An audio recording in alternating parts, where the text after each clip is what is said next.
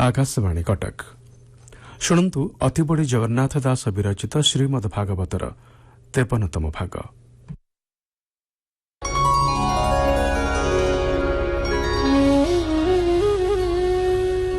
नारायणं नमस्कृत्य नरं चैव नरोत्तमं देवीं सरस्वतीं व्यासं ततो जयमुदीरयेत्। मूकं करोति वाचालं पङ्गुं लङ्घयते गिरिं यत्कृपातमहं वन्दे परमानन्दमाधवम्।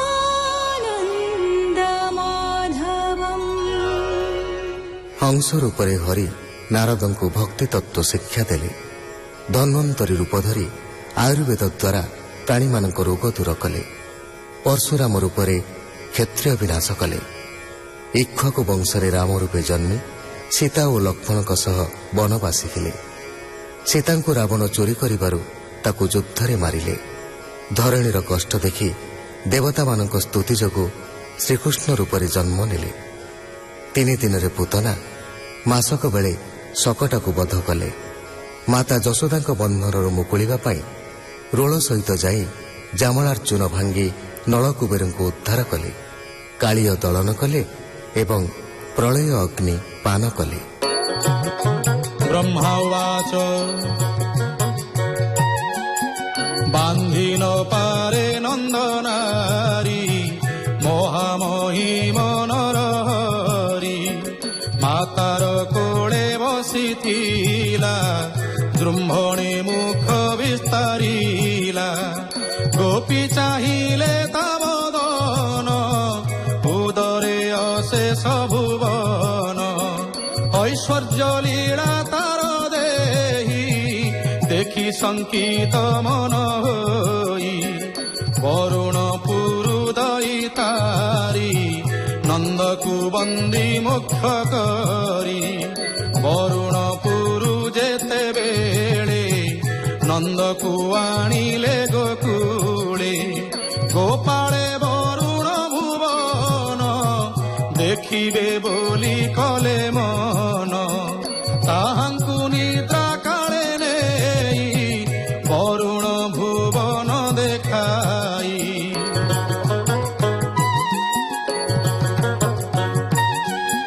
पुणी मायारे भगवान देखाई आपणा भुवन।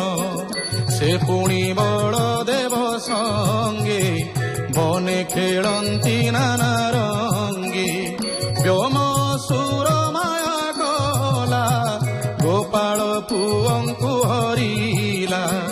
गिरी क्रोटरे नेई थोई द्वार रुंधिला शिला देई।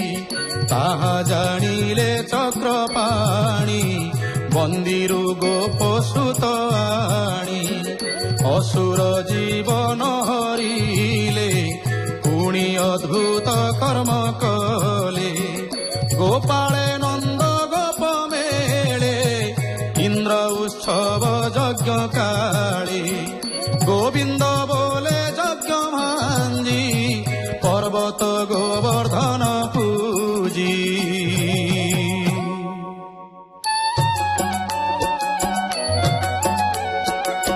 मेघ पवन घेनी संगे इंद्र मिळिला गोपी बेगे। इंद्र बरसे कोप करी प्रलय काळे जिन्हे बारी।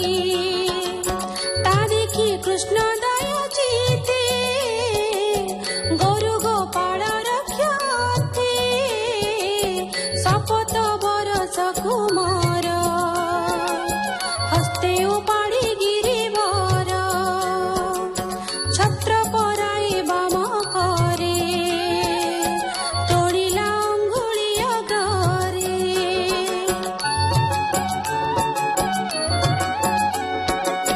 शपथ दिन बरसिला କୃଷ୍ଣର କରେ ଗିରିଥିଲା ଭୟ ଚିନ୍ତିଣ ସୁରରାଏ ଶରଣ ଗଲା କୃଷ୍ଣ ପାଏ ଆସି ସୁରଭି ଘେନି ସଙ୍ଗେ ପୂଜିଲା କୃଷ୍ଣ ପାଦ ଯୁଗେ ଗୋବିନ୍ଦ ନାମ ଦେଇଗଲା ସନ୍ତୋଷେ ପୁରେ ପ୍ରବେଶିଲା ପୁଣି ଶରଦ ଋତୁ କାଳେ ଗୋବିନ୍ଦ ଯୋଗ ମାୟା ବଳେ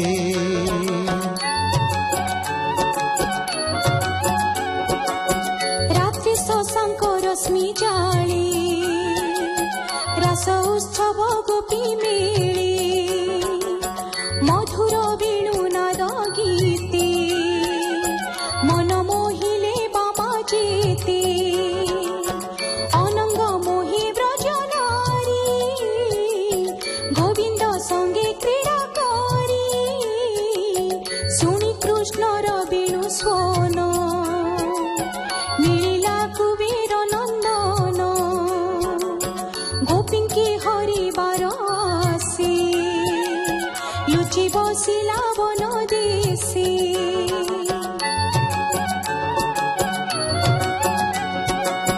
ତାହାକୁ ଧରି ବେଣୁଧର କର ପ୍ରହାରେ ଛେଦି ଶିର ମଣି ହରିଲେ ତାର ଶିରୁ ଅଶେଷ ଜନ ପିତା ଗୁରୁ ପ୍ରଳମ୍ବା ଖର ବକାସୁର ହେସି ଧେନୁକା ଷଣ୍ଢା ବୀର ମୁଷ୍ଟିକ ମଲ କୁବଳୟା କଂସ ଜବନ ଘୋର ମାୟା ଏହାଙ୍କୁ ସଂଗ୍ରାମେ ନିବାରି ଭୀମ ଅର୍ଜୁନ ସଙ୍ଗେ କରି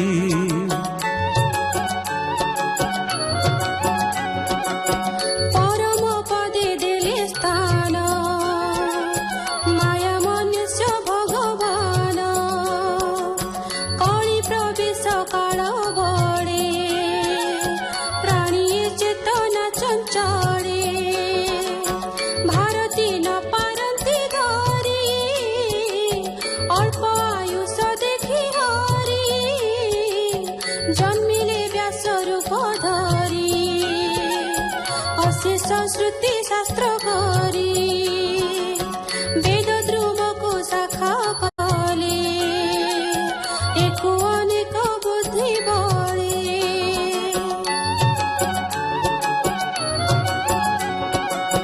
ଅସୁରେ ରହି ବେଦ ମାର୍ଗେ ମାୟାବୀ ମାନେ କଳି ଯୁଗେ ମୟ ଦଇତର ସଙ୍ଗତେ ଦୃଶ୍ୟ ଦୃଶ୍ୟ ବେନି ପଥେ ସେ କଥା ଜାଣି ଜଗନ୍ନାଥେ ବୁଦ୍ଧାବତାରେ ଜନହିତେ କପଟ ମାୟା ମୋହ ବସେ ପାଷାଣ୍ଡ ମାର୍ଗ ଉପଦେଶେ ଅନେକ ଦୁର୍ଗତି ହରିବେ ସୁଜନ ଜନଙ୍କୁ ରଖିବେ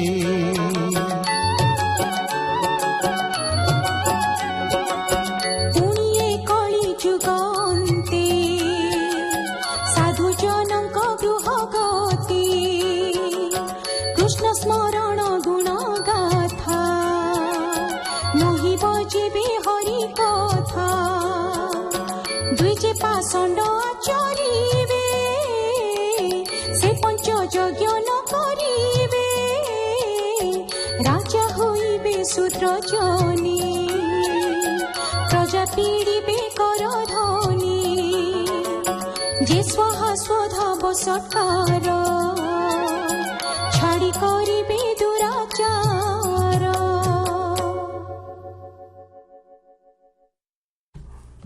ଶୁଣୁଥିଲେ ଅତିବଡ଼ି ଜଗନ୍ନାଥ ଦାସ ବିରଚିତ ଶ୍ରୀମଦ୍ ଭାଗବତର 53ତମ ଭାଗ। ବେତାର ସମ୍ପାଦନା କରିଥିଲେ ଡକ୍ଟର ବିଚିତ୍ରାନନ୍ଦ ମହାନ୍ତି, ସଙ୍ଗୀତ ପରିଚାଳନା କରିଥିଲେ ତାରାକାନ୍ତ ପଣ୍ଡା, ପ୍ରଯୋଜନା କରିଥିଲେ ସୁହାସ ମହାନ୍ତି, ବର୍ଣ୍ଣନାରେ ଥିଲେ ବସନ୍ତ ମହାନ୍ତି, କଣ୍ଠଦାନ କରିଥିଲେ ଅରବିନ୍ଦ ମୁଦୁଲି, ସୁଭାଷ ଦାସ, ଲକ୍ଷ୍ମୀକାନ୍ତ ପାଲିତ, ନନ୍ଦିତା ଭଞ୍ଜ ଏବଂ ସେବାରାଣୀ ମହାପାତ୍ର।